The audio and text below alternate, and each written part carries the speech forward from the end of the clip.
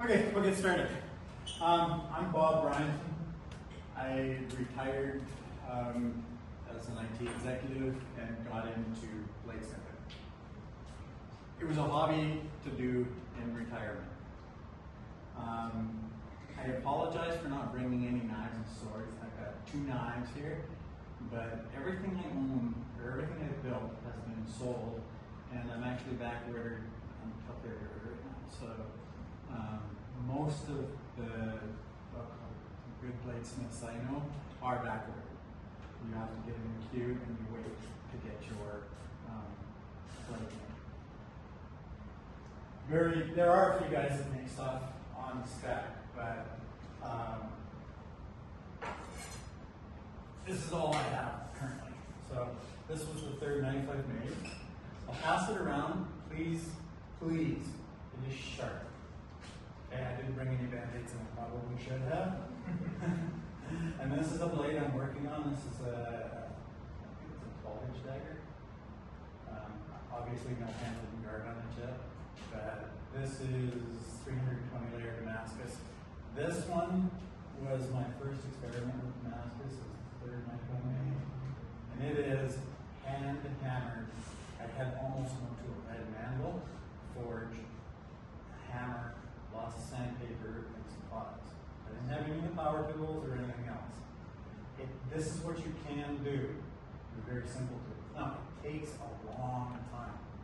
I probably hammered on steel for 3 weeks. You don't need to go to the gym and pick my trust. So, I'll just pass this one here. You just pass them around. Again, please be careful. That one is sharp.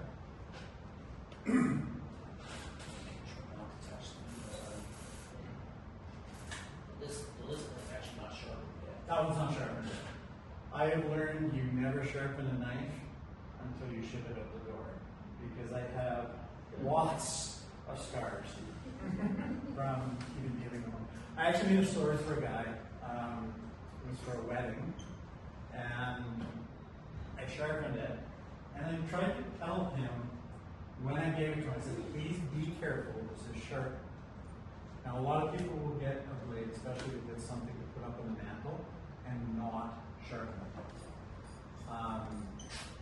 If you've got kids, that's a very bad thing. I guarantee you, if you've got an 8-year-old in the house and you have a sword, they will pick up the sword. And if they're really sharp, somebody's going to get hurt. Yeah, and that's the reason why. I keep all my blades in the basement, where any potential kids that are visiting will not get to them, because I don't allow kids in the basement. Yeah, I literally tell people, if it's a display blade that is sharp and treated like a gun, have it locked or secured somehow. So, anyhow, I gave him this. There was a sword he was going to use, and it was really wet, and I sharpened it because he wanted it sharpened.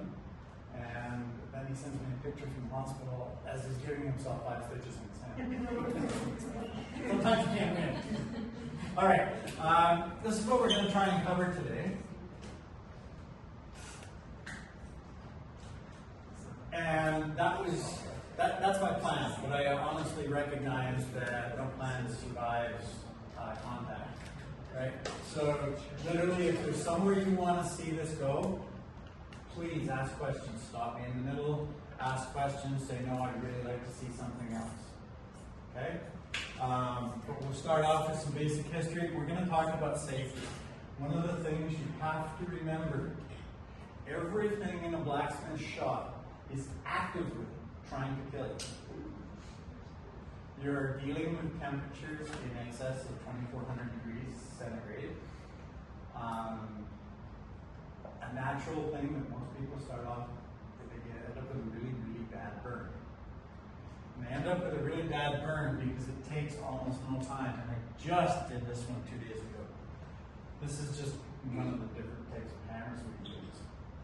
But a piece of steel fell and glanced the wood handle. And you can see there's very quickly it'll burn something. And it was just on the way down and glanced the wood handle. And if that was your skin, you have an immediate 4th degree burn. Interestingly enough, it doesn't hurt that much because you're already in the 4th-degree burns, right? It can actually go right down to the bone very, very quickly. So we'll talk a little bit about safety. Then we'll look at the tools. We'll look at some basic tools, and then we'll go into some more advanced tools, things like that. We'll talk about the forge types. How many of you have done some sort of research on this? A little bit? We'll talk about the different types of forges. You can buy them, you can make them. And then we're going to actually look at making a sword. I've got a video that we'll go through. We can stop it. I'll talk about the different tasks, different things that you have to take into account. Who wants to make knives? Who wants to make swords? Knives. Swords. About half and half. Okay. They're actually very, very different. And that has to do with size. If you want to make swords, you need a lot of room. You will find your double garage is not enough space to make swords. Imagine having, does anybody know what this is? That's a sword. Yeah, it's a bar of like 10 series steel that you could probably use to make a pretty decent sized sword. Yeah, this is actually the steel I bought for a client. It's a bar 5160, and it's a sword. But now imagine this bar is sitting here at 1700 degrees. It's glowing white. If you do not have room and you touch something, you will have a fire. So you have to have room to move this around. That is actually this. Sorry? That is actually pretty obvious. Yeah, you'd be surprised how many people think that I can get away with it. The problem is, there is no forgiveness in this trade. You are dealing with a lot of things. I use a forging press, which instead of a hammer now.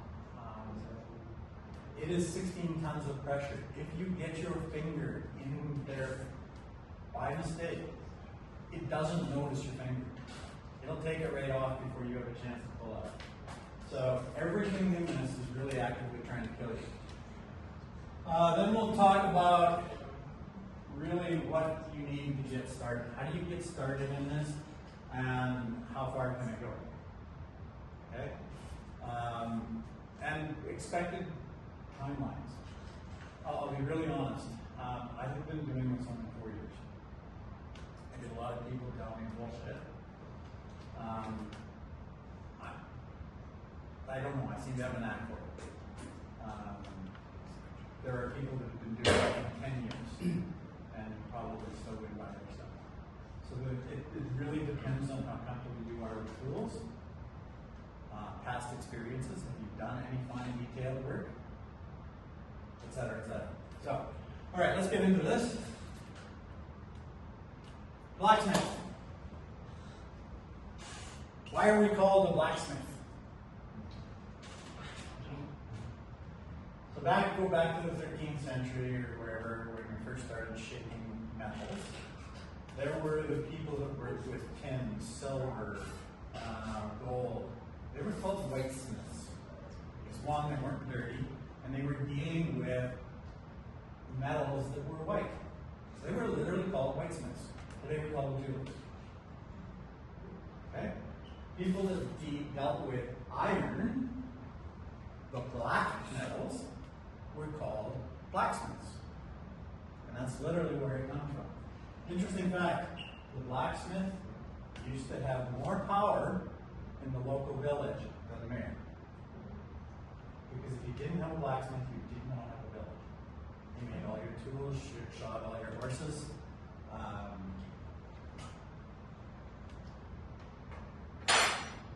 Effectively took care of the village. So without a blacksmith, you didn't have a village. So therefore, if the mayor said, I want to do this, and the blacksmith said, I want to do this, he did what the blacksmith said. So, interesting fact.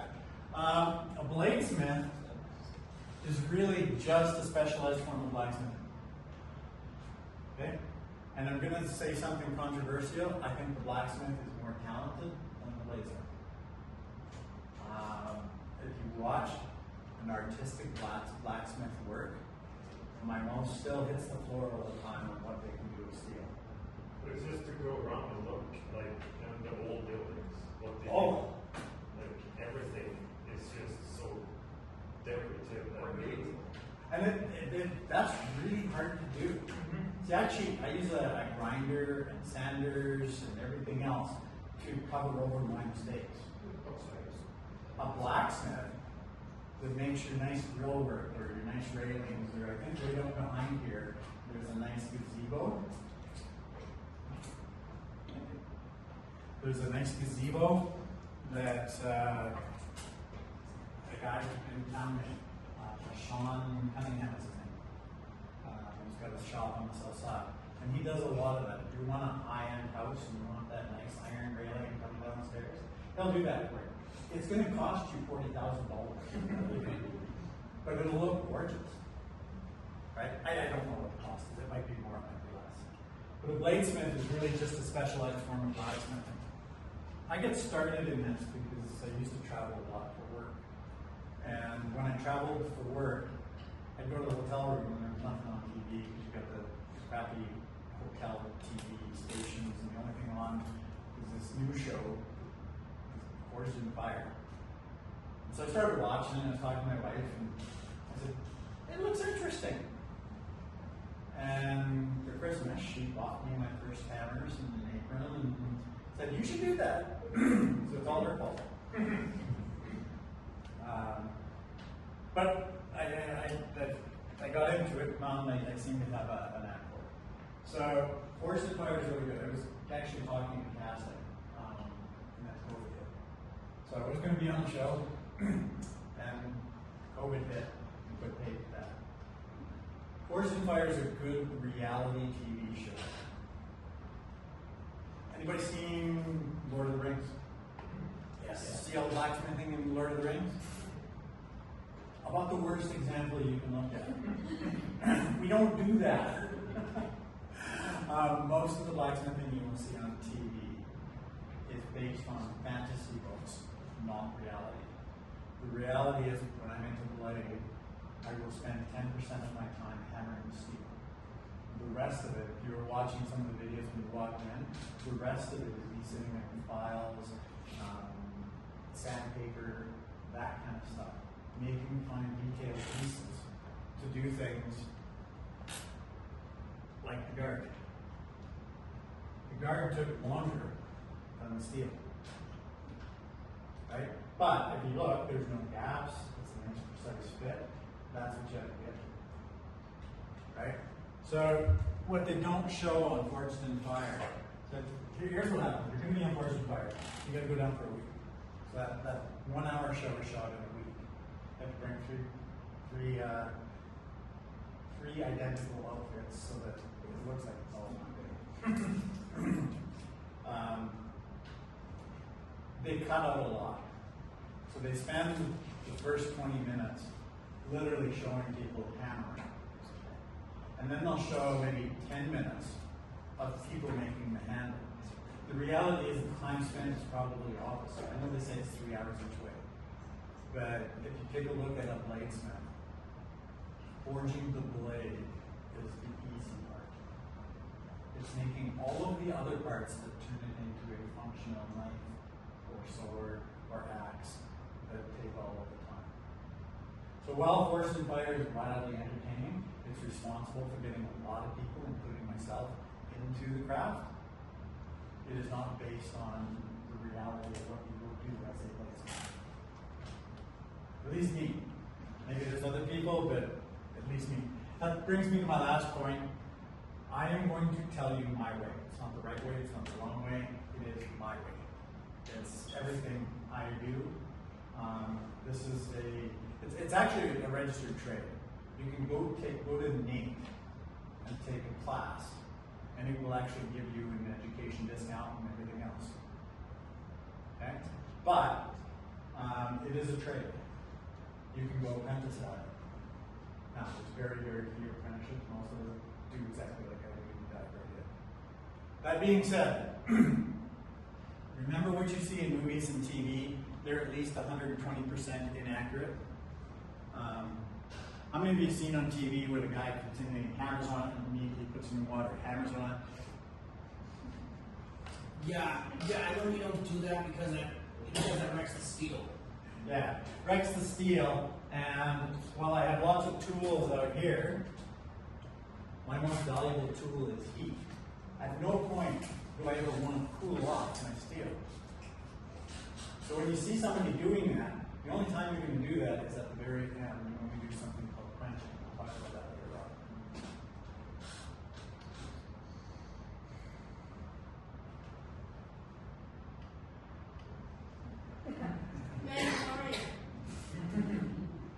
If you need a tool, you make a tool. This is the way.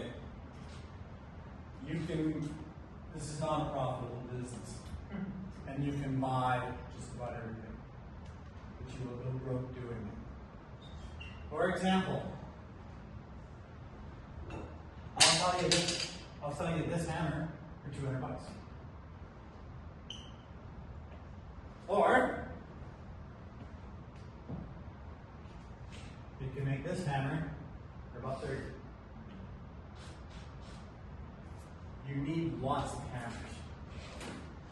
So when you need a tool, we tend to make, at least anybody I know that's successful in this trade.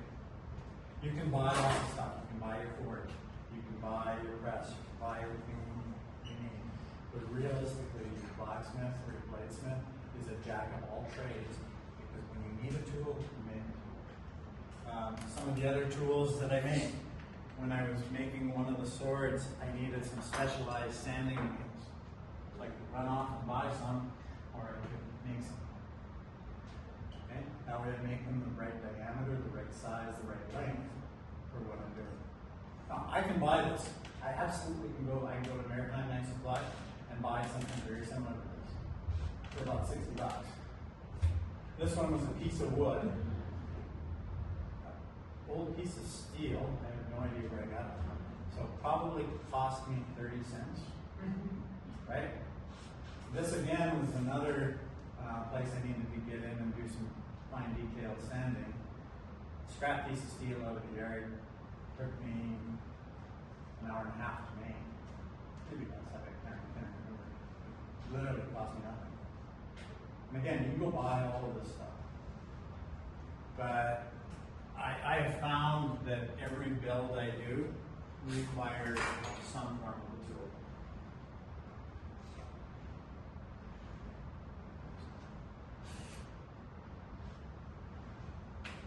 How many of you knew steel is a liquid?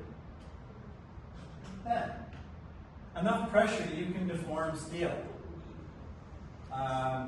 That's all deformed steel and pressure. Safety equipment. That should be the first thing you buy.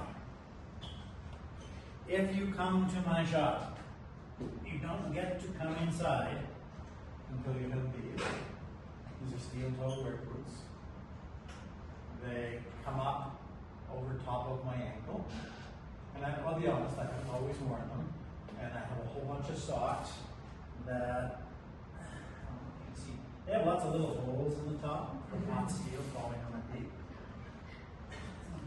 So, you gotta have boots on. Leather, not cloth. Okay? Like you can buy a lot of steel-toed running shoes, which are really good for running around workshops and stuff. Not a blacksmith shop. We're going to be using angle grinders, bench grinders that throw a lot of sparks.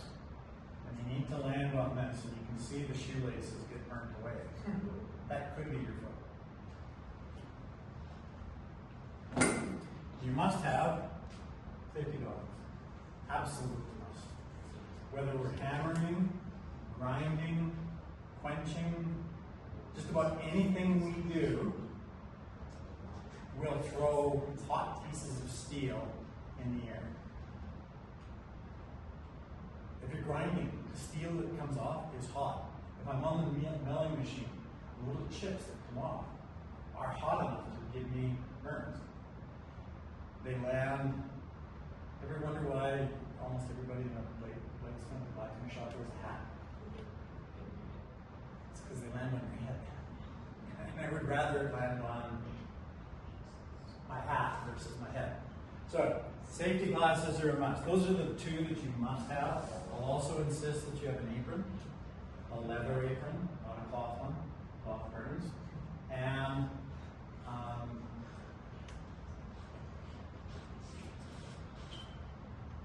some form of welding book. Okay? You need it, the steel is hot. The assumption you make when you walk into a locksmith shop is everything is too hot to touch. Because you can't tell this. I don't know if those are hot or not. If they're white hot, I absolutely know they're hot. But when this gets to about 700 degrees, that's what it looks like. And when you grab it, 700 degrees will give you a 3rd or 4th degree burn very, very quickly. Go to the bladesmith forums, and what you'll find is all guys always showing the picture of their hand as they grab something they shouldn't have. Okay? Everything's hot. We'll talk about next the basic tools, and we'll talk about forge types. This will be for those of you that really want to get into it. You want to pay attention to this because you have choices, lots of choices. We move steel by creating pressure between the hammer and the anvil. That's it. I was going to bring my anvil in here, guys, but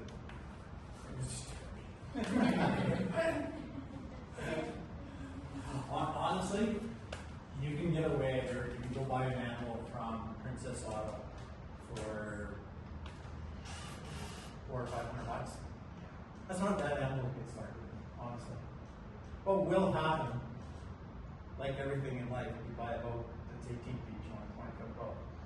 If you have a 50-pound anvil, you want 100. You get 100, you want a 250. When you have a 250, you want a 400-pound anvil. So my anvil weighs 125 pounds. I desperately want a bigger one. And the reason you want that is it can be very tiring hammering on the steel. You're lifting anywhere from a 2.5 pound to a 4 pound, and some guys will use 5 and 6 pound hammers. And when you're swinging that all day, you get tired. And so what the anvil does is a couple of things. One, it stops, it's the backstop for squishing steel. But they also have something called rebound. So when I strike the anvil, the hammer literally bounces back to this position. And so the bigger your anvil, and the better, because there are different qualities of anvils, the less work you do, because your hammer bounces back. So which one is the best anvil? Depends on what you do. No, but in your opinion. I would love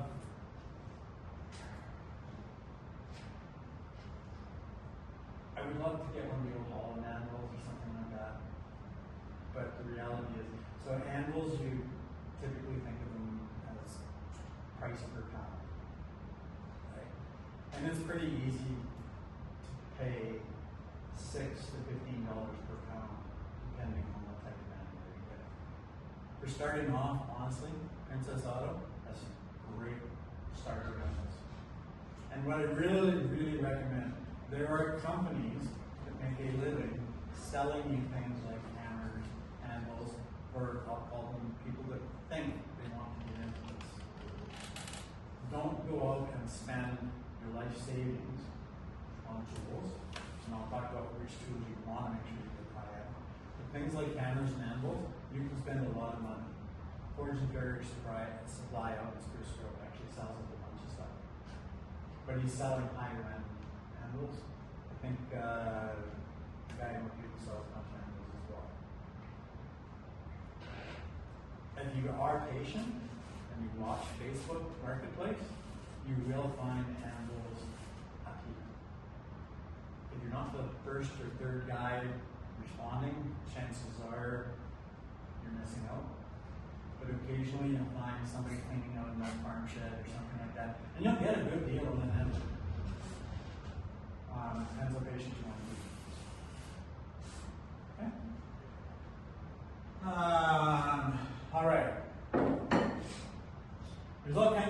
different shapes of anvils. Typically, the traditional ones, all the blacksmith names, unless you're getting into some fancy scroll work or anything else. We'll talk about parts of anvils soon, but just what you need is an anvil-shaped object. An ASO is what we call it. Literally, I started with a hunky railroad track. That's all you need. In fact, if you know who Steele is his last name, what's his first name? And now there's a guy on YouTube who does a really good video where he's, I'm gonna pretend I'm a new smith. And he gets just a round hunk of steel. If you go to General Steel, they sell a lot of their scrap bin. It's just a flat piece of steel, and it goes to what's the US Princess Auto version. And he buys a $10 hammer and starts making things. So you can get in there that quickly. He created his heat with a hole in the ground, with some charcoal. Not forge welding, that's kind of heat. But it's getting you to the point where you can make a hook for the wall, where you can make a leaf for a rose, that kind of stuff. It's a quick and easy way to say, do I even have a knack for this? Is this something I really think about? Because I'll be really honest, I've done some lessons, and people come in and they realize, swinging the hammer? That's hard. And it's a lot more work than I thought. It's not what I want to do. So, safety equipment. We talked about these. This is the really important one. If you come to my shop, the first thing I'm going to do is show you where the fire extinguishers are. A number of shops have burned down. And it's really, really important to understand that not all fire extinguishers are equal. Okay, for those of you that have worked in an industrial environment, you know this. But you'll notice this will tell you what type of fire. So I have one of these and one of these in the shop. Yeah, I can probably tell like the ABC department in the webcam between the two that they can handle every type of fire on that chart. Just about, yeah. And here's the other thing. I've gone into shops, the guy's got a sword right here, and the fire extinguisher is right here. My fire extinguishers are on the doors. And the reason being is if there's a fire in the forge, it gets out of control. I don't want to run into the fire to try and fish up the fire extinguisher. I want to run to the door and grab the fire extinguisher, or I just want to run out if it's gone too big. A propane spill gets big really, really, really fast. Or an oil spill if you're using oil for your quench. So you want to have your fire extinguishers up by the door. Any questions on this? I know I'm harping on it, guys, but I've just seen too many injuries and too many people don't do this research first. But this should be the first stuff you buy. Go ahead. For your press, have you ever had anything shoot out of the press? Yeah. When you switch it down? Oh yeah. Two things. One, your steel can, and two, or typically the flux, which sprays out. Or what happens with the presses is sometimes hydraulic fluid leaks. Any mechanics? How quick does hydraulic fluid burn? Very fast. Very fast. Right? So again, you need this fire suppression. Otherwise, I guarantee you will have a fire. When you're melting metal, what is the slag that gets on top? Is that like oxidized something? Here, I'll just pass this one around. Let's look back here. This is, we call it forge scale. But what is it? It's burnt steel. Burnt? It's steel that has been burnt. Steel burns. Anything burns. You get it hot enough and it burns. And so, literally what you're seeing is on the end of the steel when it gets hot, and you see it in a forge press or something like that, there's stuff that flakes off. That is burnt oxidized steel. So what happens is the oxygen hits it, cools it, creates a chemical reaction, but there's no carbon left in the steel. So it's literally just burnt steel that's falling off the piece. Yep. Do you use to make your Damascus? Oh, I mean, like,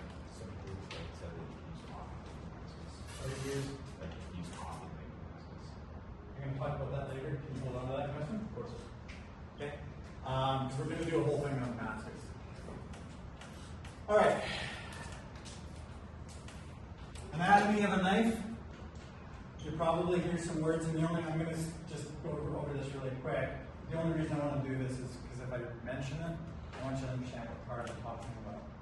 But you probably, if you've watched Forged in Fire, had them talk about a whole bunch of things. You've got a point tip. The spine is this back part. The guard. The ricosto is this piece between the edge of the blade and the guard. The choil. The choil is it's got a whole history on it, but really what it is you're sharpening the blade up until this point, and it protects the ricosto as you're sharpening it. Now, it actually was there originally from very historical techniques that it automatically put that in the way they used to make knives and swords. The bevel is probably the most interesting part of this. And so if we look at the bevel of a knife and we look at it edge on, we can have all kinds of different grinds. And when you talk to a chef and you're making a chef's knife, he's going to tell you what he wants, because they all have very different uses. This knife here, because it's a hunting knife, it's meant for being out in the bush, I've actually got a convex grind on it. It's not as sharp. If I want something razor sharp, I'll probably go to a hollow grind or high flat for a chef's knife. Right? Yep. Do you have a bigger bevel? No. Fit for purpose. Like I say, for hunting, I use something. I'm going to be prying the knuckles off of the deer. I'm going to be hacking sticks as a setup of mine. I'm going to be abusing the blade, essentially. So I don't want something that will dull quickly. And here's the trade-off. This will be very sharp, but it will dull very quickly, because this is very fragile. Look at it, it's very fragile. This is very sturdy. You can hammer the crap out of that, and it'll stay like that. So you have to take a look at what is your blade used for. Because like if you're making you're making a razor blade, you're not going to get the same edge you're going to get the shank. Right. If you want a high-end chef's knife, they do something called an S-grind on their blades. You ever cut cheese and have the cheese stick to your knife, or you cut meat and the meat sticks to your flat of the knife? What if you made a blade that was like an S that came down with meat and cheese stick to your knife? It's a lot harder to do. It's really easy to screw that up, but it makes for a gorgeous chef's knife. And that's what a lot of chefs will start ordering, or things like that. So they'll come to you. If people don't know, one of the first questions I will ask you, if you need to buy a knife, what are you going to use it for? That's almost my first question, always. From there, we will actually start talking about design. These are your basic tools. I made that one knife there with these tools. A hammer and an anvil, and that's my anvil. And I didn't want anybody to steal it, so I wrapped it with chain. Anybody know what the chain does? Sound. Hammering is really loud, it's hard on your ears. Typically, you must put some form of ear protection in.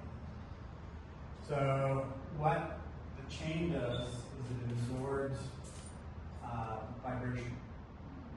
The other thing it does is it adds weight if you've got a small anvil like I do.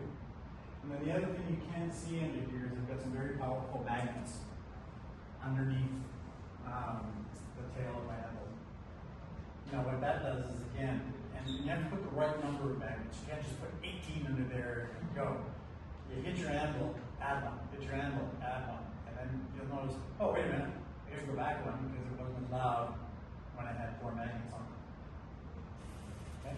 And it's all just trying to protect your ears. A blacksmith shop is noisy. You're going to have fans, you're going to have the forge. It sounds literally like a rocket engine fan. So that's what the chain is for. Some guys go a little bit overboard. You don't need much. Really, all you're trying to do is dampen the vibrations that come up. Yep. Other than you're doing this electrical induction, you need 220 in your shop or 120 here? Yeah, I hate to say this, but we'll talk about it when we talk about the advanced tools, but some of the tools, try once. I actually just did a lesson for a guy who wanted to come learn a little bit more. And what he did is he bought a cheaper grinder. And what ended up happening is then he used mine. And I went, oh, I don't have this issue in yours. Because mine has speed control, it tilts, I went all out of it. But the reality is some of the tools, most of the tools, press, the grinder, and everything else run on 220. So you pretty much have to wire your shop on 220. There are 120 volt versions out there, but what you're really doing is cutting the horsepower in more. So either that or you're going to have to put in like 25 amp or 40 amp 120 volt circuits. So if you just got your normal rad wire, it'll run a lot of tools, like your drill press and stuff like that. If you want to run a forge, a press, a grinder, that kind of stuff, most of it's 220. Okay. The forge, this is how I got started. That was the first thing I built. When I go back to need a tool, build a tool. And it had to do with I wanted to understand what was going on. You can go buy one. Princess Auto sells one, and so on. But I went and bought a great big sheet of 4x8, 3/16" steel. Taught myself to weld. I used some plans I found on the internet. There's lots of them, trust me. And built my forge. I'm very intimate now with how that thing works. And you need to be, because that's what's controlling all of the temperature. And this is where I spend most of my time. And in order to get the really nice finishes you see in the blades, you can use your grinders, you can use a buffer, you can use anything else. But anybody here do woodwork? When you're doing woodwork, if you want that really nice grain to pop, there's only one way to get that final finish. And that's get out the hand sanding and sand it. Same thing with the steel. The only way to get those mirror polished finishes, or that Damascus, it's got that really nice dark black and that really polished silver, is the hand sand. So I spend a lot of time on this. I start off at 120 grit, and I'll go right up to 1500. Just one step at a time. So 120, I go to 220, 220, I go to 400, 400, 600, 600, 800, 800, 1000. That Copus, I probably got 4 days of sitting there listening to music while I did this.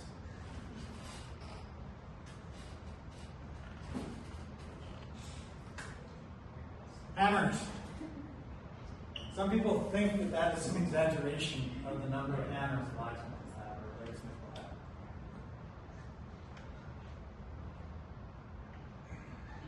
have. They are all different shapes and sizes. And the reason for that is really simple. This end is typically called a rounding end.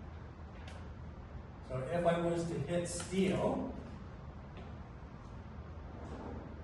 like this, which way is the steel going to move? It's going to spread out. It'll spread in 4 directions. Right? It's round. What if I hit it this end?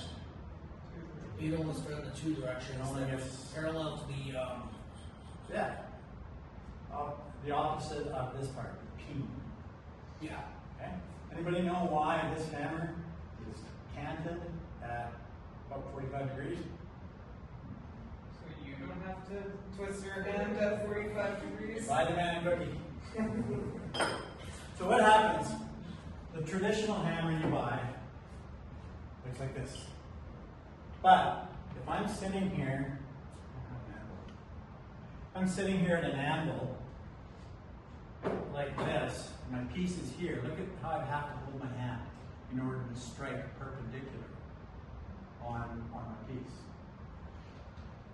So what a lot of guys make are these angle peens, because now if this is my piece here, look at the natural stroke I get to make. Right? So we'll do that. We'll have a bunch of specialized hammers like this one. This is a cheap $10 Canadian Tire hammer. And then I took an angle grinder and I cut a whole bunch of ridges in it. And if you look at the rows, you'll see bark on the edge of the rows. This is how I make bark. You need a tool, you make a tool. Okay? So this part is so that I can do round sections, this part is so I can do flat sections, like the petals of the rose. We will have literally that many hammers in a shop. Other hammers that you'll use. And again, so this one I bought, it's an actual angle peen, but tip is carbide. It's not steel. And if you watch me use it, one of the reasons it's so small is I will literally go tap, tap, tap, tap, tap, tap, tap, tap, tap. It's used to straighten carbon blades. Okay. I have another version of it that I made because I wanted one with a round carbide tip in it. So I went to Canadian Tire and I bought the cheapest ball-peen hammer I could find. Drilled a hole in the end of it. Now here's the trick. What happens to steel when you heat it up? It can. What happens to carbide when you put it in a freezer? Shrinks. So in order to get this little ball in here, so that it doesn't come out, what I did is I used my torch on the end of the hammer, put the ball in the freezer, put the two together, let them normalize in temperature, and I don't care, you can't get that out. It's stuck. Okay? So you do all kinds of stuff like that. Heat is a tool. But we'll have little hammers like that. And we're on the wood now, it's comes back there. The wood mallet. So quite often when we're making things like the rose, I don't want to hit it hard. I want very soft, delicate things to just make a curve in the leaf. So quite often I'll use wooden mallets instead of steel. Because what happens is I put all these nice little lines and stuff in here. What do you think happens if I hit that with a steel hammer? They disappear. That hammer come on. So I use wood hammer. I didn't bring one, but who knows what a dead shot hammer is? A dead blow hammer. It's full of metal shot inside, so it absorbs the impact, but it still carries all the force. Yeah. So there's a million different types of hammers that you will use, from wood to peens to, I mean, here you can see I've been, they don't last long. Trust me, a wooden hammer lies in the shop. Yeah, but they get mushed up pretty quick. But sometimes I don't want to bang the crap out of the steel. Use this one lots. Blacksmith or welders chipping in. But I don't use it for that. I use it for usually more work on roses and stuff like that. So it makes different dents, different marks in the steel. So I've actually sharpened the tip more than a welder would use. So it's kind of a sharp tip and then the back is really sharp too. So again, you're gonna get a collection. I started with this one. It's the only hammer I bought. Everything else I well, that's not true. It's not absurd at all. They were cheap ones. This is not a hammer. This is a striking tool. So this is what we call a flatter. And in fact, if I tried to hammer with this, this head will probably come off. But what we need to do quite often as we're hammering, because all of my hammers are rounded, I make lots of little dents in the steel that need to either then be ground off or straightened out somehow. So the way we do that is we put our steel down, we put the flatter on the steel, and then I whack the back of the flatter. And that helps flatten out my steel. So again, lots of specialized tools. You have different sizes of those flatters or different applications? No, because I have flatters from custom, which is much more effective. So that as much as you've got hammers, when you get a forging press, you will end up with as many dies for your press as you have hammers. Because effectively, the press or a hollow hammer is taking the place of your arm and saving your shoulder pain and everything else. Okay. One last thing. Any carpenters? Anybody work trades like that? Anybody teach you to hammer properly? I guarantee if you hammer and hold on or whack it, holding on, anybody know what happens? Real straight. Yeah, all of the vibration comes up here, here, here, and in about 3 weeks, your elbow is going to be near crippled. So there was this old guy by the name of Hoffy. He came up with a method called the Hoffy method. And really, you don't hammer, you let the hammer do the work. And what happens is, as you're hammering down, you literally relax your grip. So there's almost no connection. And as the hammer bounces, you catch it. Now, it all happens really fast, and you don't notice it. But realistically, in the first 3 months, my elbow was killing me. And then I spent about 4 days practicing this type of hammering. And I haven't had an elbow problem since. But it's still, you think you know how to hammer, you just whack it, right? Realistically, you learn that method, and you wield all kinds of hammers for a long time. But you've got, trust me, it's not natural. Because I guarantee you, if I asked you to come up and hammer in a chair or anything like that, you're going to come up and grip this thing like it's never going to leave your hand.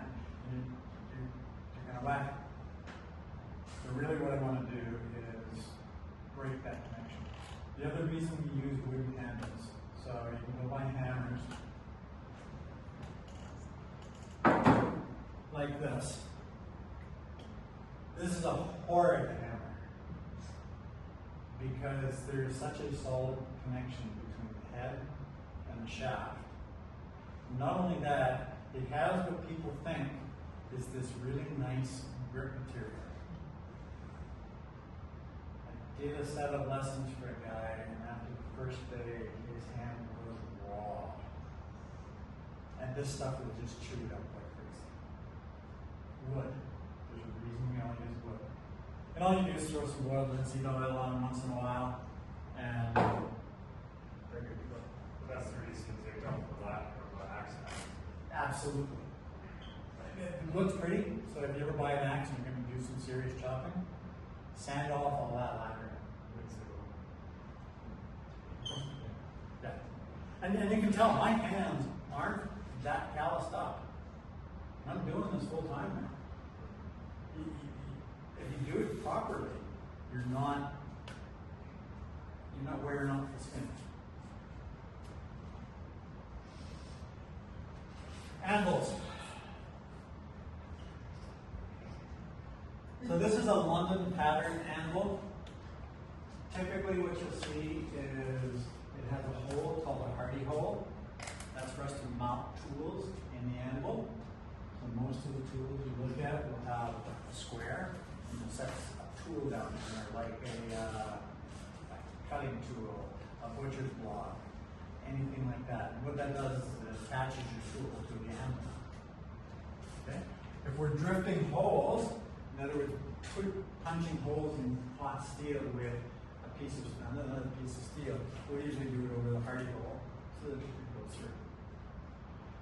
The second hole is called a Pritchell hole, and again, it's just for other tools. Like I call it a hold down. So I only got 2 hands. Sometimes you need to hold a flatter, you need to hold a hammer, you need to hold a punch, a die. So I put my hold down in the Purchase hole, it holds my workpiece on the anvil, and then I've got two hands to work. So that's typically what I've seen that used for.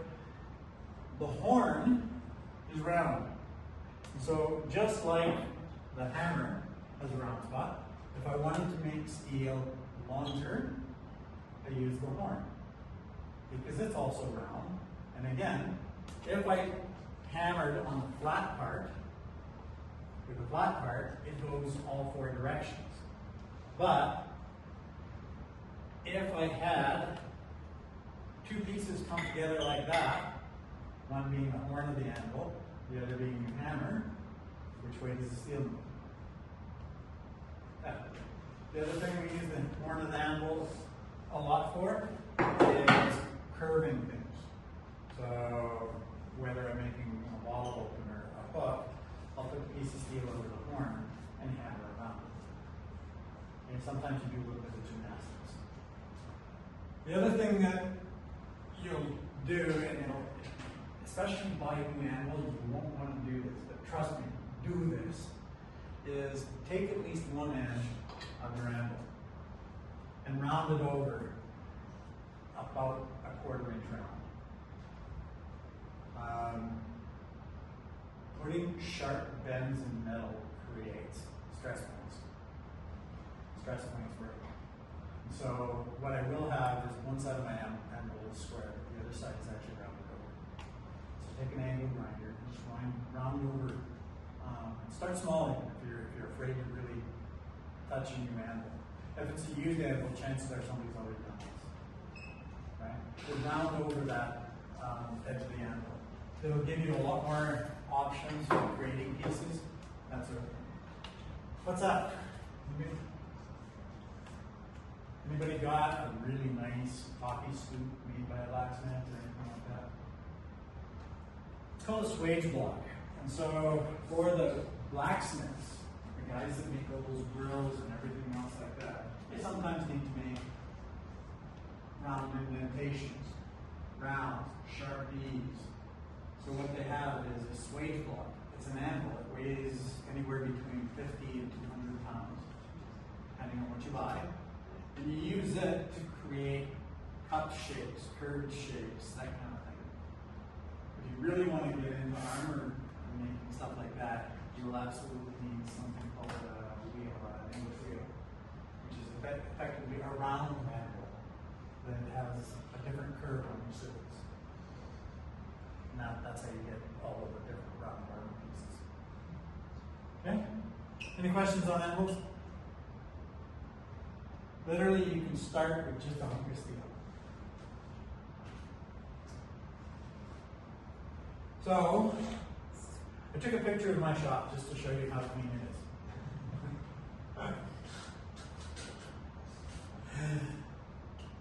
The dirtiest thing you will find is a blacksmith shop. I don't care where or how, it's dirty because we deal with a lot of dust. You can see the pail of dust. That's just from forging, never mind any of the grinding, the drilling, everything else. And the dust goes everywhere. But this is the forge. This is what we call a ribbon burner forge. And it has a couple of different components. It's also forged in fire. That's called a Venturi forge. So what it does, anybody know what a Venturi tube is? So a Venturi tube is using aerodynamics so that when air passes through something, it's usually wider at the other end, and it creates a negative pressure from the positive pressure. That's why the flame always comes out the end. It doesn't just blow back up through the tube. And so it uses just natural physics to mix oxygen and propane and shoot a flame on the end. Venturi forges are really good, especially if you're going to be mobile, because you don't need power. You need a propane tank. And that's it. You can control the air mixture, and that's what's happening here. This is actually controlling air and propane. And it shoots 3 flames straight down. That's exactly like the forges on Forged in Fire. It can get really hot, they use a little bit more propane. And right now, honestly, guys, the cost of propane is going through the roof. The other one that you can create is a box like this. Now, I'll show you a picture in a second. It's a ribbon burner forge. Now, what it has is a mixing chamber on top of the forge up here, where air is blowing in from a blower. Propane comes from a 100-pound tank into that mixing chamber, and then shoots out via the air pressure and the propane. If I lose air pressure, you will see me scramble very quickly to turn off the propane, because the plane actually will start traveling back through the pipes. Okay? The advantages of both. And then, boy, this is a religious argument, so do lots of reading before you do this.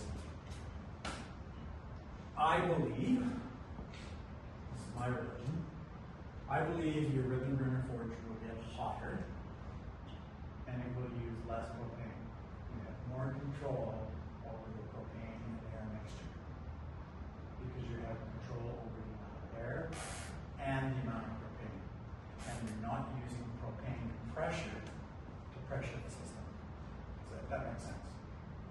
Plus, and then I'll show you when we get to the other one. The ribbon burner forge has an even heat through the length of the forge. A Venturi forge, like this one, has 3 points of flame. They're coming down. They're actually creating hot spots. Now, it's pretty evenly still spread out in there, but it is creating hot spots. There's all kinds of designs where you angle them so they blow up against the wall first, spread out, that kind of thing. Cost-wise, I built this great-looking contraption for about $1,000.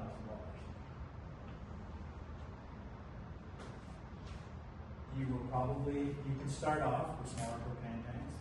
Very quickly you will want to propane tanks. And the reason being is this. You probably turned on your barbecue and thought, oh, I can use my barbecue gas system, my regulator off my barbecue.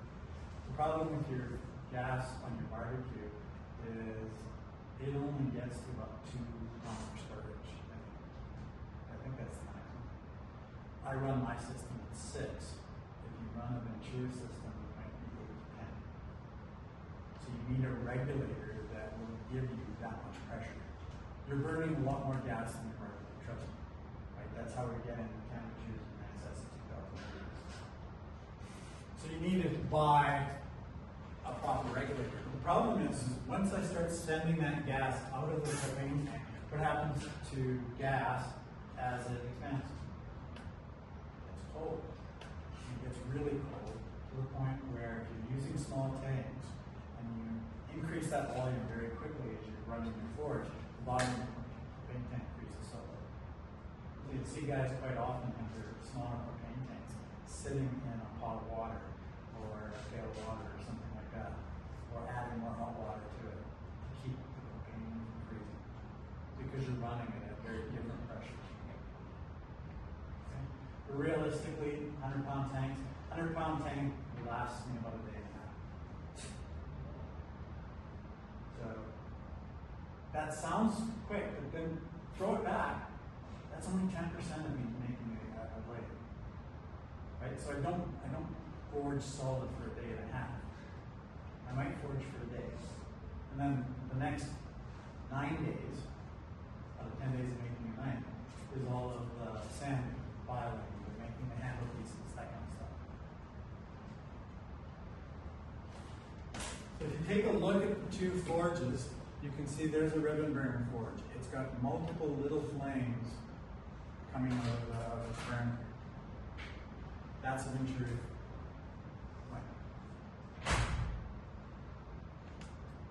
The last one, this is probably the next thing I will invest in, is a coal forge. You can do everything and anything with a coal forge. You just have to have the right ventilation, a source of coal, and neighbors that are very forgiving in having a smoke. So that's one of the drawbacks. But what's really nice, if you look at my forge, that little hole like this, So if I want to work on a big piece, unless I can stick the end in, I can't do anything, right? So I have to heat up the whole piece at once. The flip side is if you take a look at this guy's beautiful forge, he can lay a whole gate over top of his forge and heat up this just little piece, right? Or you can make his fire bigger and heat up this piece, or make it really small and heat up just this piece. So what tree would you use to make coal out of a can? There's a coal one at Thorhill. There is coal, and coal is like saying wine. There are lots of different types of coal as well.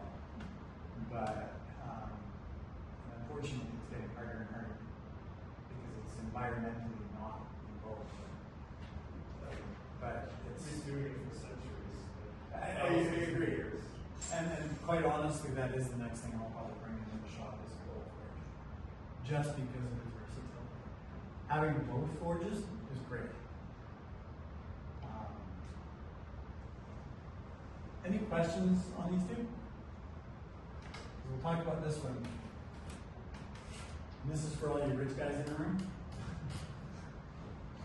This is called an induction forge. And it uses electromagnetic induction and different shaped coils to heat up a very precise amount of steel. And so with an electromagnetic forge, you can look, this guy's working on the part, he's only heating up the tip of it. That's all he's working on. And there isn't a bad thing. Are those the ones where you can stick your hands in them? Yeah. Oh yeah. There's induction stoves that you can get too, right? They only get hot with a pot. Because what they're doing is actually heating up the pot. That's Now, very cool, very expensive.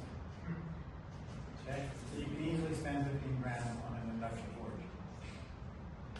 And the electricity bill. And the electricity bill. I guarantee this is 220. Yeah, like Jesus, that's like 15K. That's more than what the winners in Forge and Fire get. Yeah. Trust me, the prize money in Forged and Fire is not the reason you're doing it. As you grow, you will get into more things. Probably the next thing you need to buy is a 2x72 grinder. We'll talk about that. Then a welder. And who knows how to weld? You guys are ahead of the curve. I did not know how to weld when I started this. And that was one of my reasons for building my forge, also so I could learn to weld. Yeah, like I need to like probably start watching videos or going to NATE or something like that. Yeah, there's welding classes. I honestly don't do it my way because I wasted a lot of material, a lot of steel. What did you learn? I did. But I'm still embarrassed by my welds. So you'll see. I'll pass around a piece and you'll see I am not a welder. A welder, and then you'll probably want to press. And presses are again one of those things that we really shouldn't scrimp on. For a press, you want a kiln. You can heat treat your blades or heat treat your steel in a forge without issue. People have been doing it for centuries. But heat treating now is becoming a very precise science.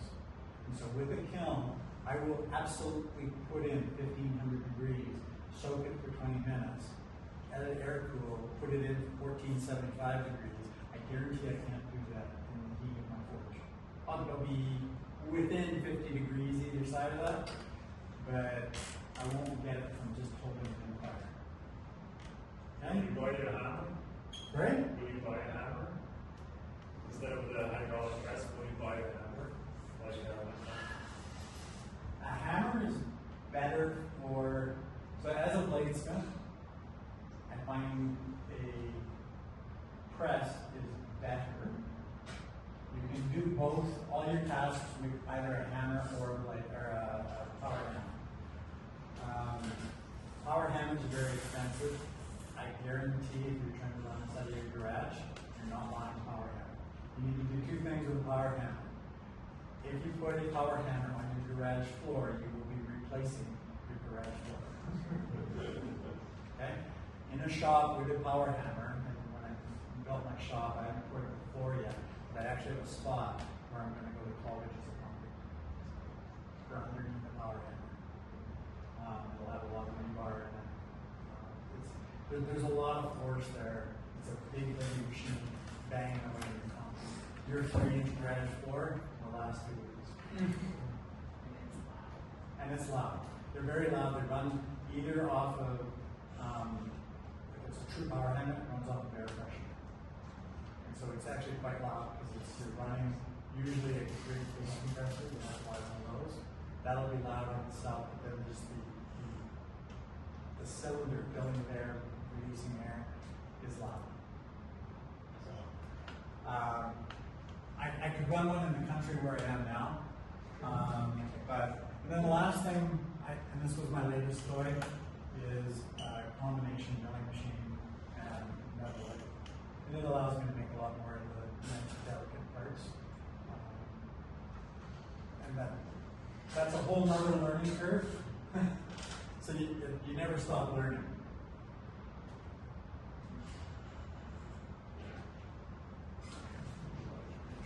All right, a welder isn't necessary. It is just really handy. So what I've got here is a bunch of steel that I'm going to make some Damascus out of. I don't need to weld the ends of it. I don't need to weld the side of it. I can do it the old way. They did this in the 13th century. But what they typically did was wrap it up and be very careful so that when they pulled it out, they didn't tip it over and so on. But if I weld it, it stays in place until I can actually do a 40 weld. And we're going to talk about that when we talk about Damascus. You can handle it's heavy. Yeah, we're like, it is quite heavy. Like and this could be a weapon unto itself. So if it's 1095, 15 minutes, 20. That's right, yeah.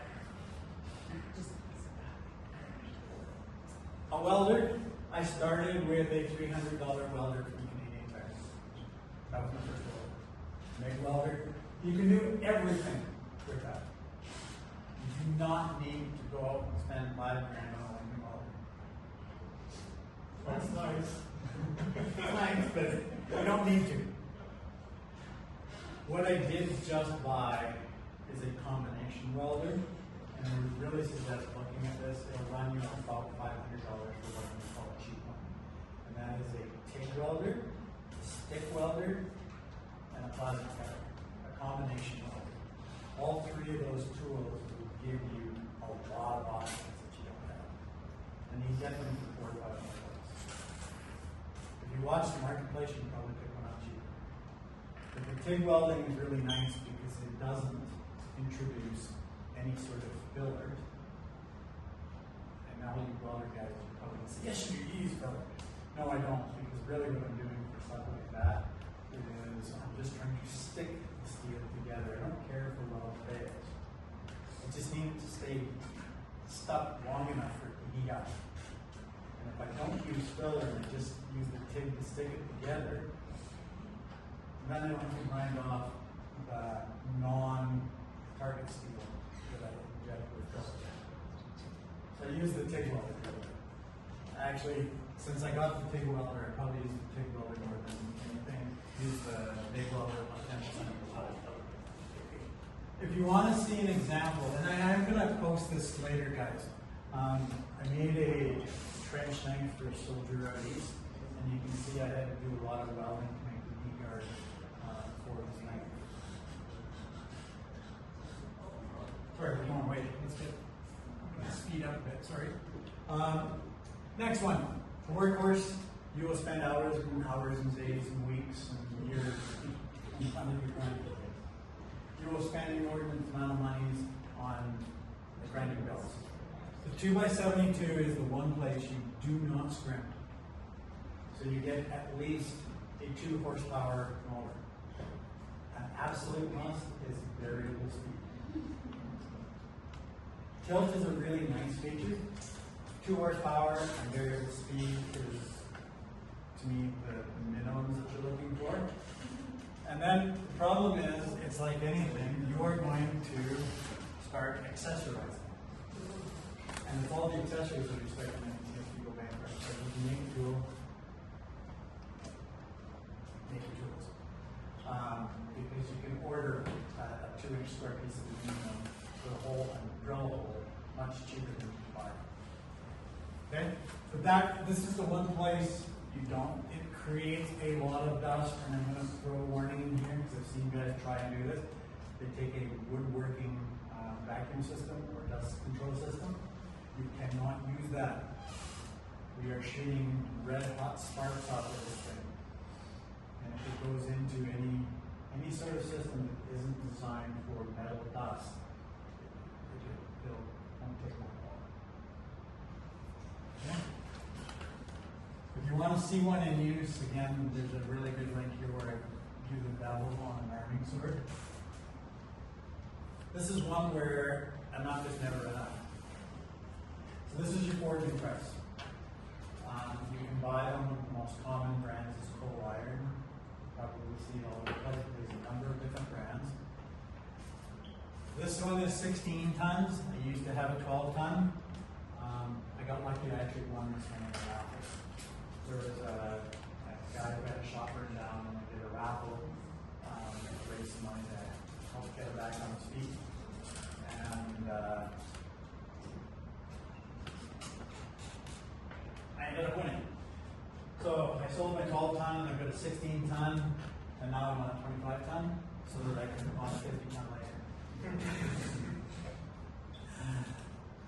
Be very careful when you're buying these. Most of them come from the States. You'll see a price tag on them, even in Canadian. Try bringing it across the border.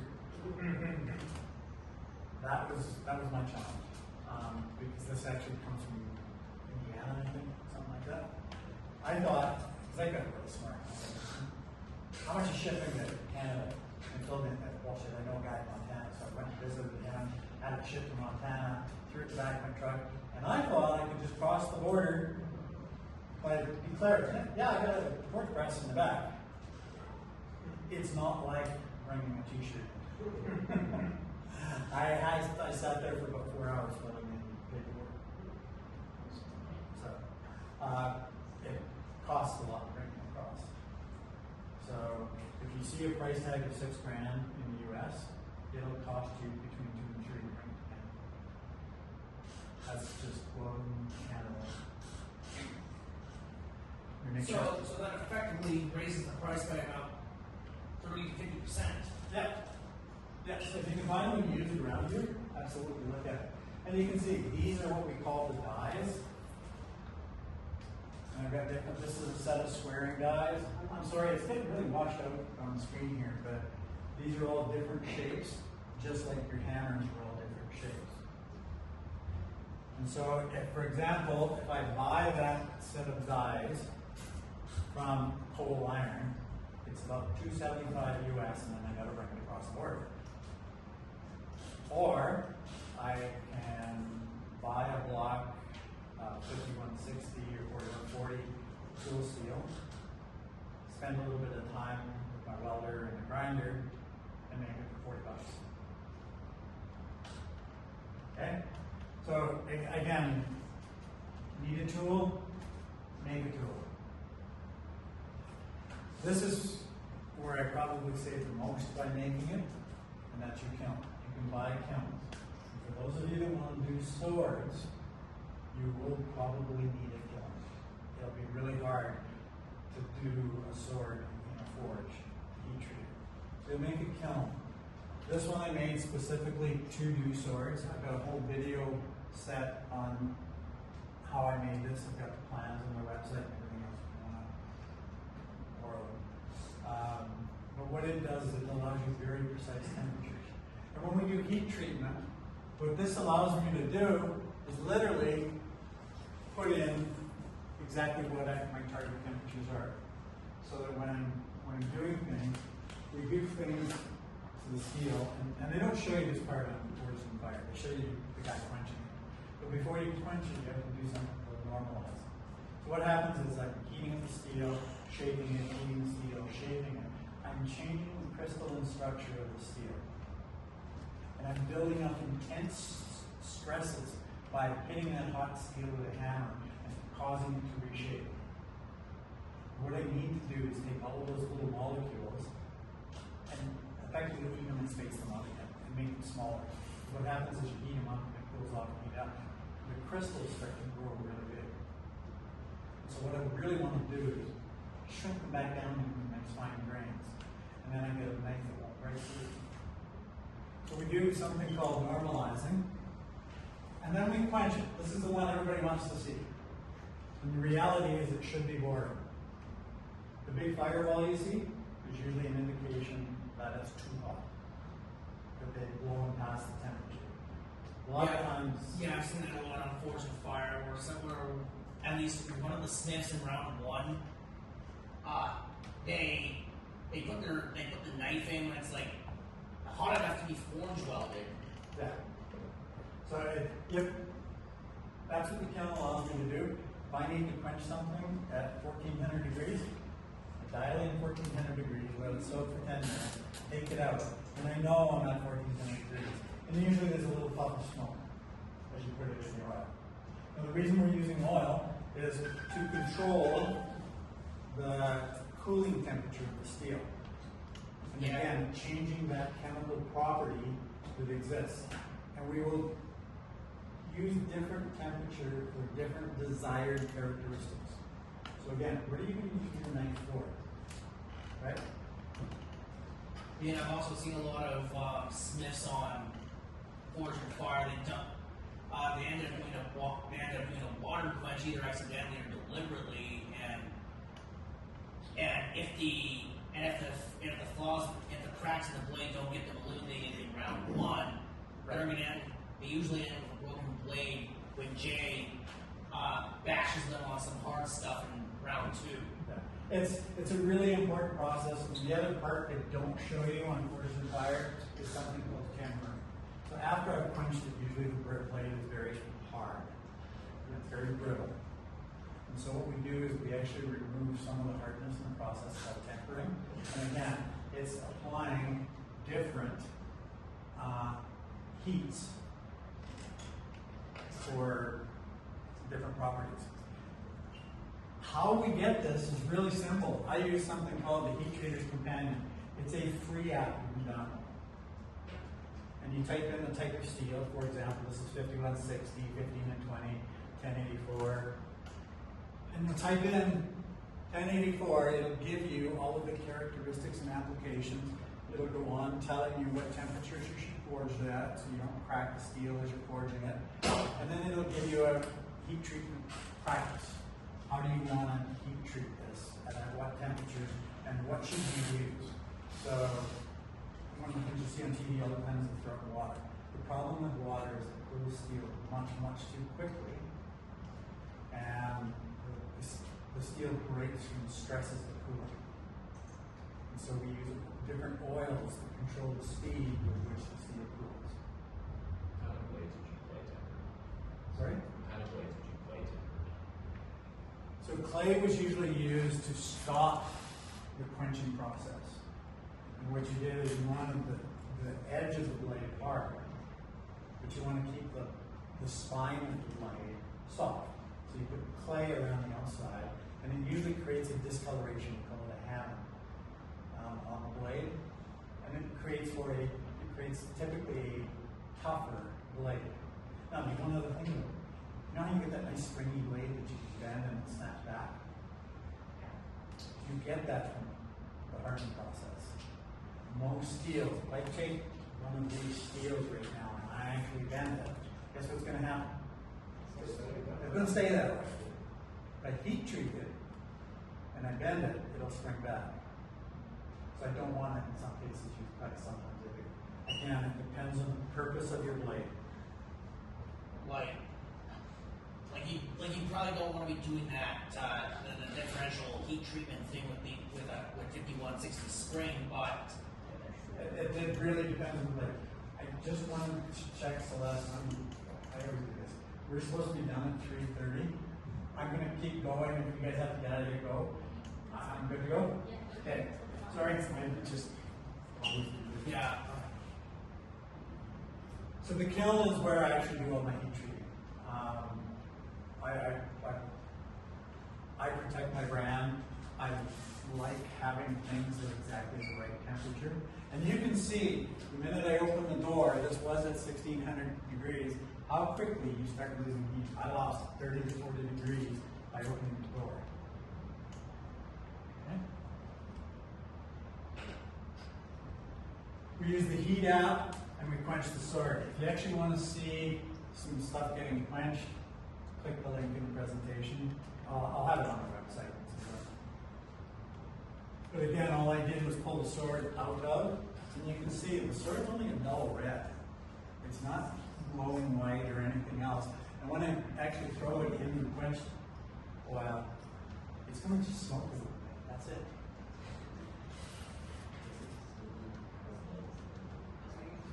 The last thing, and this I do like this toy, it's allowed me to make some very nice pieces, and that is the milling machine.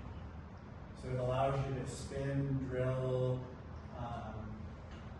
make things. This is actually the pommel for a set of swords. The other thing it allows you to do is repeat things. So I had a father wanting to make a sword for each of his children. He wanted them to be all of the same theme. So by using the milling machine, I can actually repeat and make 3 of the same pommel. Anything handmade is never identical, right? So by using the machine, I can actually get it out of the way. All right, let's talk about this really quick. Damascus. Damascus can be really, really pretty. I did not make this knife. This is made by probably one of my heroes. It's called Pattern Mosaic Damascus. He's a guy out of, I think he's in Argentina now. But he does very neat stuff by creating all these stars and diamonds and stuff like that. I'm trying to get there, I'm not there yet. It's quite a complex process. This is called QMI, and it's really where we took Damascus, a layer of copper, and then a layer of mono steel. I tend to get a lot of QMI orders. Damascus, you can do all kinds of things. This is what we call a ladder pattern. And again, there's all kinds of, if you watch YouTube, you'll see people are grinding away portions and everything else. So the way Damascus happens, if this was the thickness of the knife, so it's on edge. If I was to just sand off, all I'm going to do is see either the 15 and 20 or the 1084 if I just keep grinding it flat. But the minute I grind it at an angle, what I do is I expose all of these layers. Okay? And that's how you get the stripes, is by deforming the steel and making it not flat. So we do that in a couple ways. For a ladder pattern, what I'll do is I'll actually take an angle grinder and I'll cut grooves into this and then hammer the grooves out. And what that does is it brings the edges to the surface. And then I get my stripes. How effective is coffee at staining Damascus so it looks nicer? I don't do, Probably similar. yeah, I don't do coffee. Yeah, the price part is coffee. Well, no, a lot of guys do coffee. But you've got all kinds of different patterns you can make. And here is literally the pieces I brought up. So this, pass it around again. You can actually see the stripes in this one. This is my first set of stacks that I'm making. But this is going to be creating something I call crushed C's, which will turn into crushed W's. Okay, I'm definitely seeing the lines in the So stack. this been forged? That's been forged. So it's that plus this. Okay, so I have to actually make 2 of them because I'm actually making an axe out of these. And what's going to happen is 50% of this is going to end up in that pail. That's why Damascus costs so much. Is one, just the material itself, we're going to lose a lot of it to the fire. It's going to flake off. I'm going to cut off pieces. So on that one, I'm going to have to check. And pattern welded blade is already So even on that one, I have to cut off the last inch and a half, throw it away. Because as it gets to the end of the blade, or end of the billet, the steel doesn't, it deforms, it's not in the same pattern of the master. That, by the time so I started literally, I started with these two pieces of steel. I cut them up into those. Then you have to grind. If you take a look at these pieces of steel, they have something called mill scale on them. And mill scale will not forge well. You have to grind all this off. If you don't, it'll just break. And I brought a couple examples of, you can get delaminations in your Damascus, and then what you have is paperweights. So if you take a look at this end, you'll see a little line. This is a paperweight now, because there's no way to fix that. Same thing with this case, you can actually see it much better. There's actually a crack. And I have more paperweights. So literally what we do is we start off just making stacks. That's that. One of those stacks is there. The other set of stacks is what's going around. Does the oils in your hands not corrode that stuff? Like when you're touching it so much? Yeah, as soon as I throw it in the fire, it's all going to turn off. Whatever. I'm not worried about it at this point. Yeah. When it's finished, would you? Yeah. I've got a slide here later on just carrying for your knives. And this is where we had those questions about etching. So when we take a look at etching your blade, if I was to take even this knife before I etched it, you cannot tell it's Damascus. By the time I finished hand sanding this down to 1500, it is just silver. So what I do is I make a solution, and I make my own. Because I'm that kind of guy, I just messed around until I got something I like. It's a combination of ferric chloric acid, hydrochloric acid, and distilled water. Okay? The reason for that is when I want to expose the layers in my Damascus, what I want to do is actually eat away or acid etch one of the steels. Now 15 and 20, the N stands for nickel. Nickel doesn't eat away any acid near as much as the 1084. So what happens when I drop this into the acid is it starts eating away the steel. The 1084 disappears faster, and due to the chemical reaction, it turns black. And the reason I started adding hydrochloric acid into my mix was literally I got black blacks. So that's where a lot of guys use coffee. The reason I don't like coffee is coffee wears off. So coffee is effectively staining. It's doing a little bit of chemical reaction because it's still acetic. But I don't want you to buy a knife from me and come back in 3 weeks and go, I can't see the Damascus anymore. So I don't tend to use coffee for that reason. That's my way, that's not the right way. If that makes sense. There's guys that do coffee. There's guys that don't. So, but that's what etching is. And it's not just stick it in once. You watch Forged in Fire, they drop it in once. Takes me a knife like this about half hour to 45 minutes to etch. Because what I do is I throw it in the tank for 3 minutes. You pull it out, you throw it under some water, you take some 1500 grit sandpaper, you sand it off, you do it again, sand it off, and you go right up to 2500 grit by the time you're done. And that's what gets you your knife finishes. Okay? I have a video on how I make my solutions. You're welcome. Gotta go? No worries. Anybody else gotta go? Okay. The solutions themselves are very, no worries.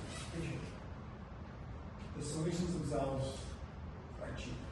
All these acids can be bought relatively cheaply.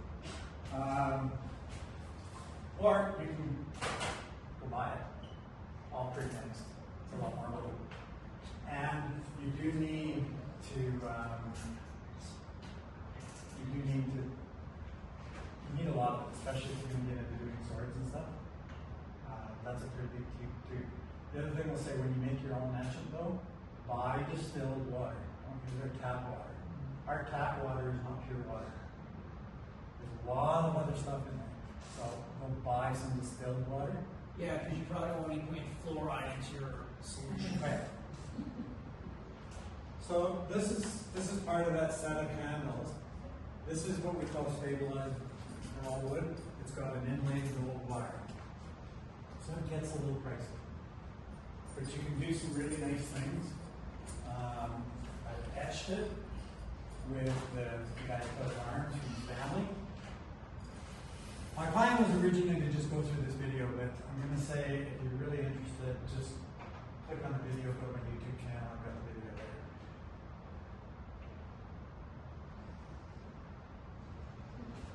Care and feeding of your knife. This is probably the biggest one. And I don't care whether this is the knife you buy from the store, or whether the custom knife you bought, or made. Carbon steel will rust. Steel will rust. Clean your knife after every use. And I know a lot of us are probably used to cooking, throwing it in the sink, going to have supper, come back 3 hours later to do the dishes. You're actually wrecking your knife. Watch a chef. They'll finish cooking and they'll clean their knives. They don't care about the other stuff. That can wait. Their knives are their livelihood. They'll clean them very quick. Oil your knife.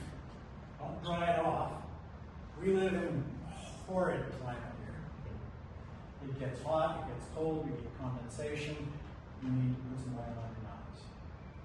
So, I never say that right.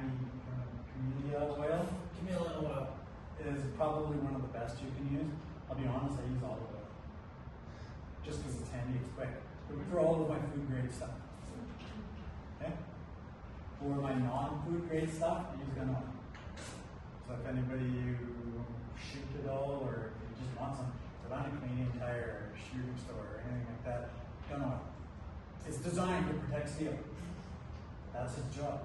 Now, don't lick your knife out with gun oil. Okay? This is always a really big thing. People will take a knife like this and they'll throw it in their sheath, they'll throw it in their pack for the next hunting season, the next hiking season, whatever. And then they'll pull it out and they'll give me a phone call and say, my knife is all rusted, can you fix it? Okay? What happens, whether it's a leather sheath or anything else, when you put it in a sheath and you live in our climate, unless you got a whole bunch of those desiccant packs, chances are what's happening is moisture is soaking into the leather sheath. And now you've got a wet piece of leather laying for 6 to 8 months on your steel. Guess what it looks like when you pull it out? Okay? So knives should be stored outside of their sheath or scabbard.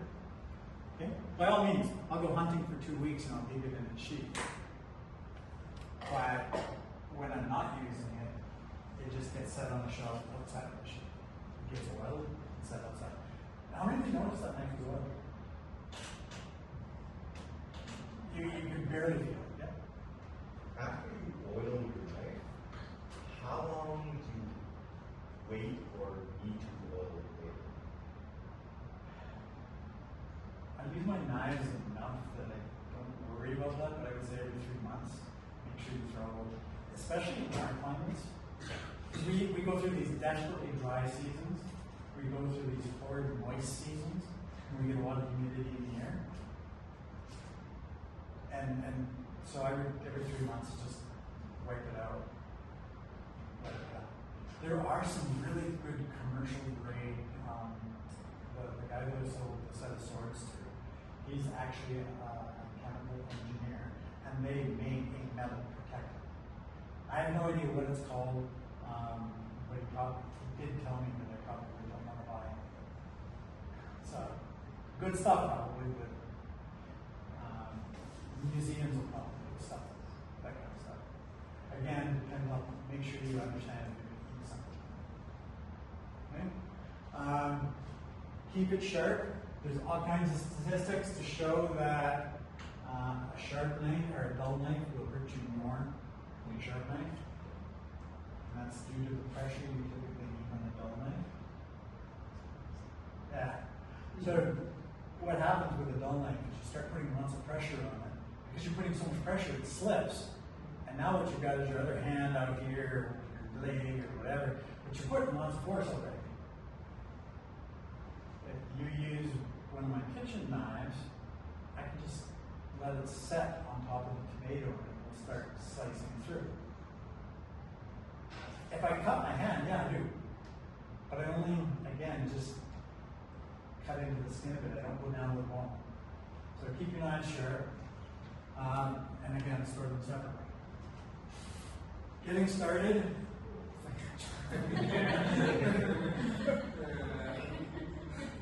Hey, I did some planning. Apparently I can retire at 98 for 26 minutes.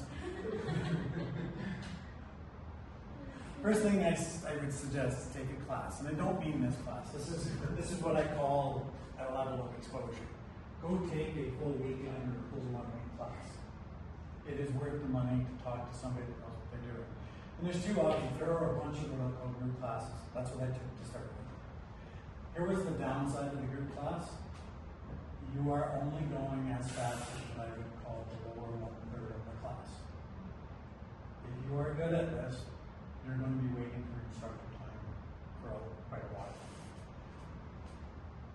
A private one, when I do a private lesson, the first thing we do is we go out coffee and we start looking at what are the goals? What do you want to learn? And then we'll target it and come up with how long we need to enhance those skills, because it'll depend a lot on what you bring to the table. Are you good with tools? Have you done fine detail work before? That kind of stuff. So again, take a class, it'll answer a lot of questions. And then just start making stuff. One of the tagline I have at the bottom of all my emails and business cards is really to find the limits of the possible. You have to venture into the impossible. You have to fail to find out what you're capable of. And don't be afraid to throw it in the scrap heap. I got a scrap heap that's probably as high as a house. You usually use a lot of those scraps. So a lot of these things,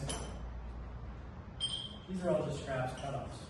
I'm going to make a knife out of this. I'm going to make a guard out of this. And I'm going to make a knife out of this. Okay? Cut-offs are stuff that's screwed up. But again, they'll be smaller knives. I'm not saying they're going to be big, 15-inch blades. But I'll make a knife out of it. Don't be afraid to try. And as long as you learn something from that attempt, it's a success. Whether you come up with a knife again or not. That top thing, that's my very first knife. Doesn't look great or anything else, but it was, I literally cut off a hunk of railroad track that I was using as an anvil to start with, and pounded it into a shape. Make a bunch of fire pokers. It's surprising how much you can learn making fire pokers. Or make some hangers. All of that's pretty stuff. And all of that is really important before you start making knives, because it will teach you to use the hammer. Right, like that, you probably start learning what temperatures is working to go there. The biggest problem people have, they rush. They don't wait for it to be hot enough. Okay? Then, again, so I brought I'm a scavenger for anything that I can make into a handle. Whether it's little chunks of rollwood, I'll probably put together with some epoxy in the middle to make a handle. This was, I don't know if there's anybody that's an aircraft mechanic, but we use a honeycomb fiber. So then I took some of the honeycomb fiber that we use between the steel and poured some epoxy in it, and it becomes a handle. Pieces of burl wood. And we do something to these, we call them stabilizing. So if you notice, this one's red. It's hard. So what we do with burl wood is we suck all the air out of it and put an epoxy into it. And sometimes we dye it and we get really pretty colors. So this was another piece of birch wood. Again, it's very colorful by soaking in different colored epoxy resins. You can buy all of this stuff, but I can make this for $6 or buy it for $80. You don't make money at this unless you're doing all of this kind of stuff. So you start casting your own resin. This is actually an acorn cast in a block of epoxy, cut in half to make that handle. It's just your own imagination when you do. Whatever you can dream up. You have to be a little bit artistic. If you're not artistic, guys, this is an art thing. Don't know what else I can say. The last one is, I don't know how you sell a knife without a scabbard or a sheath. Even a chef's knife needs some sort of case. So you need to either outsource your leather work, or you learn to do it. That's what I did here. I just said, okay, I don't want to pay somebody else, I want to do it. So I started doing my own leather work. Leather work is honestly not that hard. It's probably the easiest of all the skills to get into.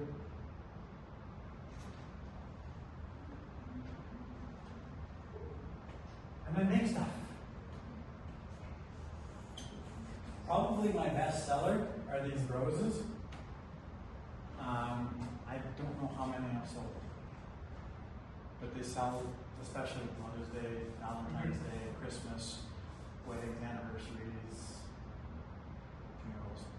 But they sell quite a bit. I do a weekend class to make them. So, but other things, you get a bit of weird requests. The Ulu in the middle, guy says, I want an Ulu, but I want you to use the antler from the first gear he shot.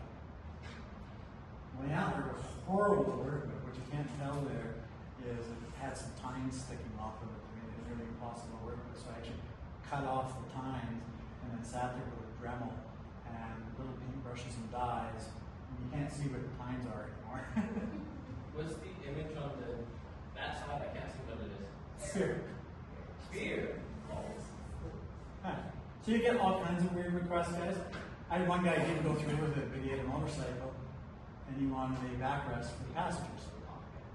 And he wanted a Game of Thrones backrest. I think it would look great on a bike. Yeah. I like most guys doing that kind of work. Sorry? People with that kind of bike aren't interested in comfort. No. Yeah. It's not really cool. It's not cool. We make all kinds of stuff. All of the stuff is here. It's on the business card. The business card will take you to my website and get to the YouTube channel and everything else.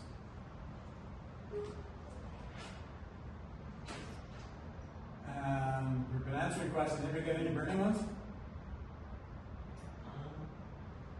I'll finish with a PSA.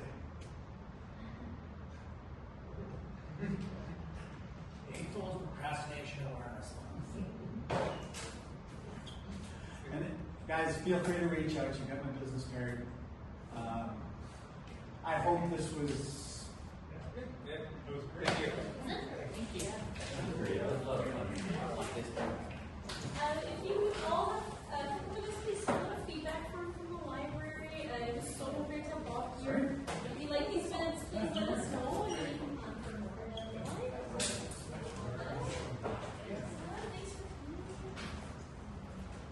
Thanks for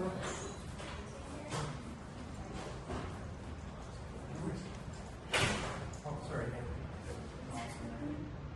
Is that annual? Yeah. No, I like. That's Yeah. There's. That looks like the first thing I That's out of tons? Yeah. Yeah. I did take it by accident the first once. It's interesting. That looks a lot better.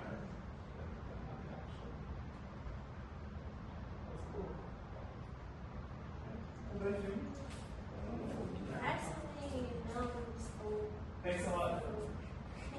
Tweeted to the guy who was like, Now, my original. Yeah, it's one of those things that is done everywhere. And that's why there's no right way. No, there's the right. There's no way it works. Yes. And the way you want to present them, the skills and the tools that you have. So, no, it's, yeah, it's, thank you so much. You're welcome.